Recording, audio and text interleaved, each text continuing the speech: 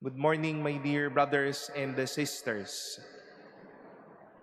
After we've heard our readings today, let us reflect on this question. Ano ho ba ang gusto nating iparamdama o ibigay sa iba sa araw na ito o sa mga susunod na araw? What is it that we wish to convey or let others feel with our life or with our person? Such was the invitation and the experiences of Jeremiah, of Jesus and his apostles in our readings today. Ipiniramdam po ng mga haters ni Jeremiah sa kanya that they will contrive a plot against Jeremiah. That because of that, he will be losing the substance of his words. That he won't be eligible anymore for others to believe him. Others will hate him now. Kaya awayin natin siya. At ayan ang ipinaramdam nila kay Jeremias. But in the silent stroke of everything, God answered Jeremiah by his consolation and his presence. That although there's the voice of his enemies, God's mercy took over and cared for him. Similarly, it was the notice and the reminder of Jesus to his disciples that the rulers of the Gentiles lord it over them, their fame, their name, and they let their authority over others felt.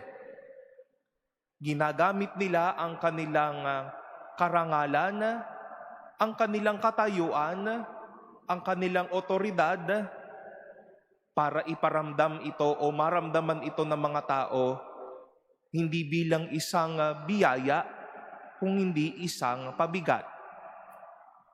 Ito yung pinaramdam nila. Pero sabi ho ni Jesus, hindi yan ang dapat para sa inyo. What is it that you will convey and express to others? It is my cross. It is my service. It is the humility that I show you.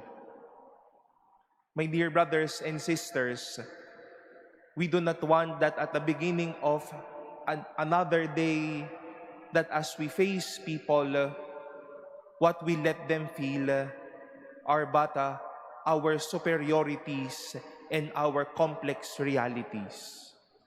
Yung tipong simula pa lang ng araw, galit na agad ang ibibigay natin, sama na ng loob ang ibibigay natin, kataasan o tigas na ng ating mga ulo, our arrogance would be felt by others. But Jesus is reminding us, it shall not be so among us.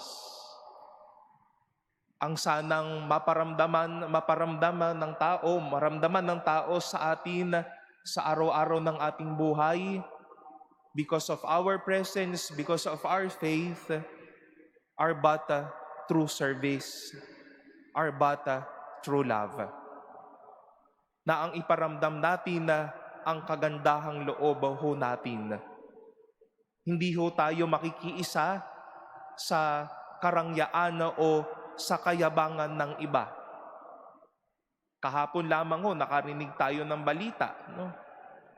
Galing sa bibig ng isang pinuno, ang isang pambabastos sa isang kilalang tao. Kaya ho nagkakarambola ho tayo Kasi ang pinaparamdam natin, hindi yung kagandahang loob natin, kundi yung katigasan at kayabangan natin. Let this season be a formation of what we can express to others. Not our pride, not our arrogance, but our sincerity our honesty and the graciousness of our hearts.